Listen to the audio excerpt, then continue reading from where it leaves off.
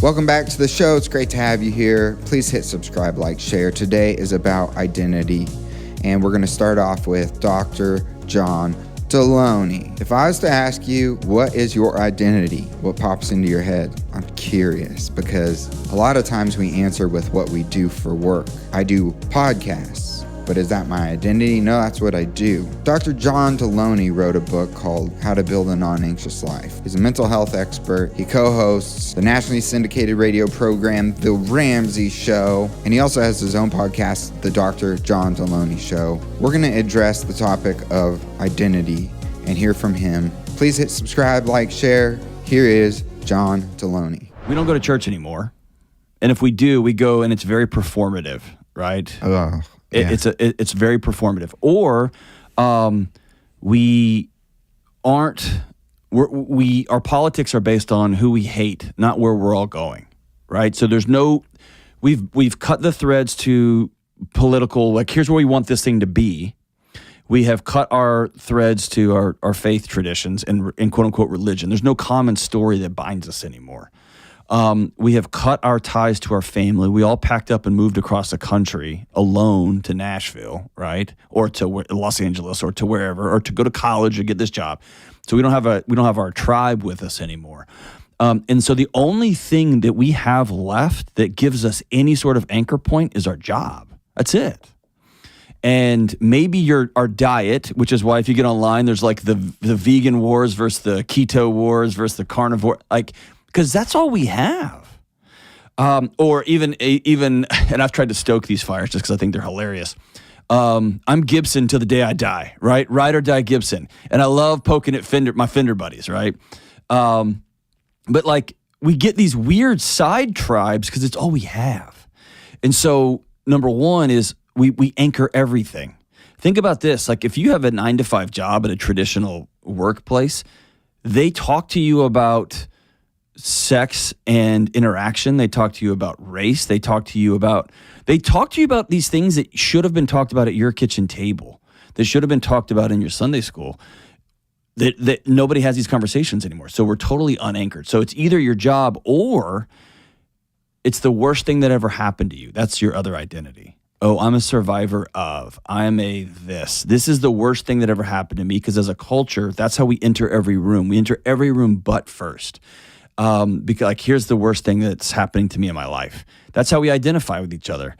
And so we don't have a psychology for joy. We don't have a psychology for being anchored in any other thing. And so I think identity is the stories we tell ourselves about ourselves based on what we do.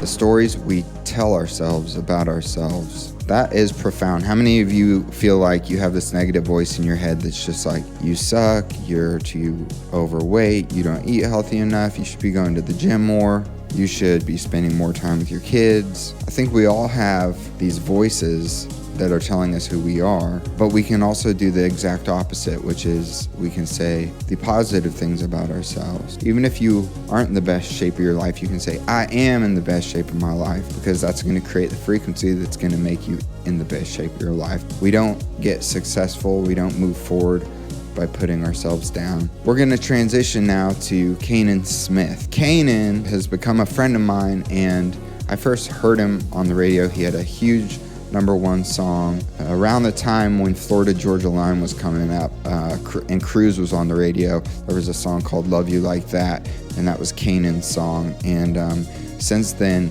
he has had a wild journey.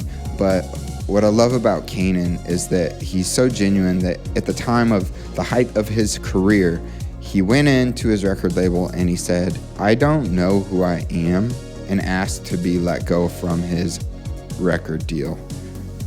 Nobody does that. Record deals are what people move to this town for, especially if you're a musician on the tails of a #1. So let's listen in to Canaan Smith. Dude, I wasn't happy. Yeah. It's crazy to say that because I had just come off a huge #1 song and I've got another one in the top 20 right now, and I was not happy. I wasn't. I was comparing myself and the speed of my single to the speed of those around me.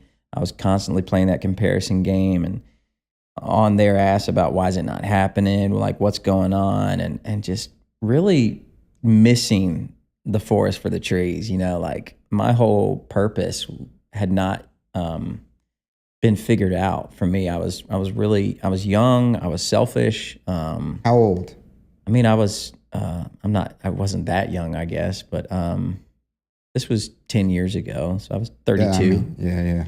And Still young. Yeah, young enough, I guess. But mentally, spiritually, this is the story for me. Is that I feel like that coming down from the mountain and having to be faced with a dose of reality that it doesn't always go smoothly and you don't always get what you want was exactly what I needed. And God has a way of doing that in our lives. For me, He's done it over and over again.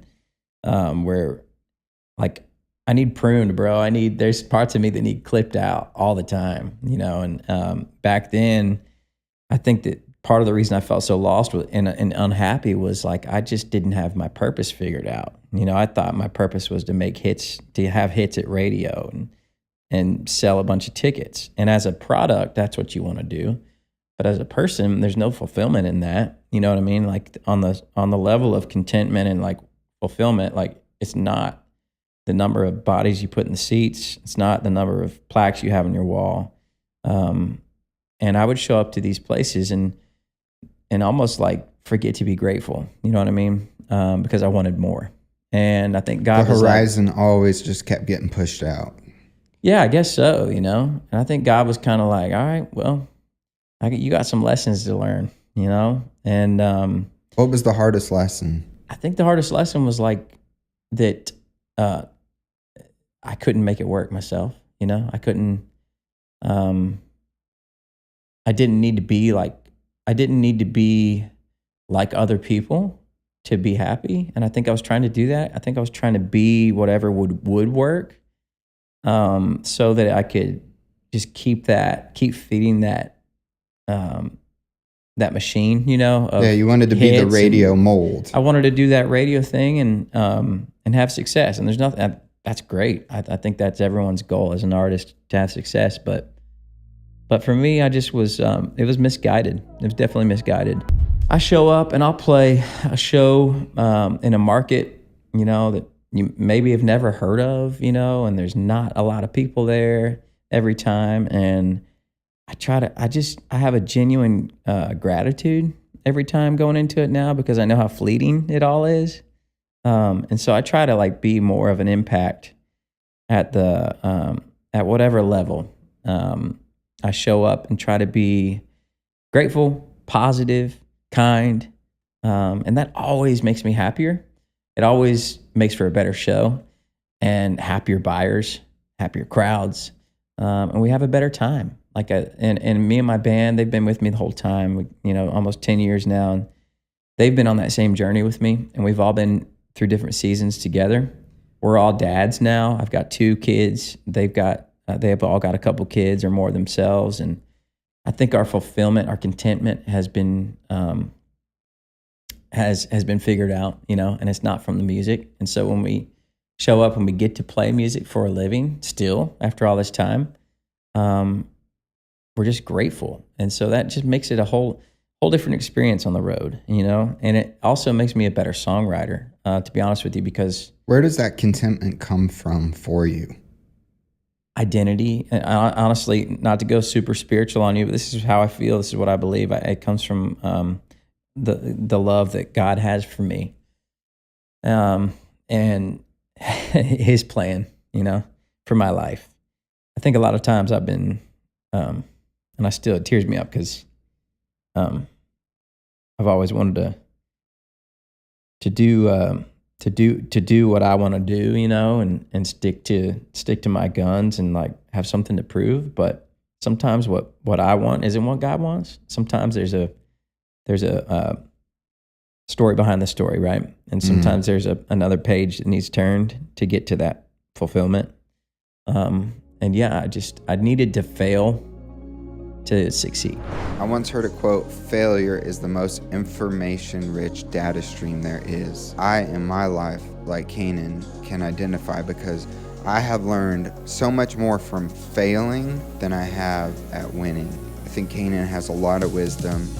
I hope you enjoyed today's podcast. Thanks for sticking around. Please, again, go share this if you enjoyed it with a friend. Post it, repost it on your Instagram, Facebook. If you loved it on Apple Podcasts, please leave a review, 5 stars preferably.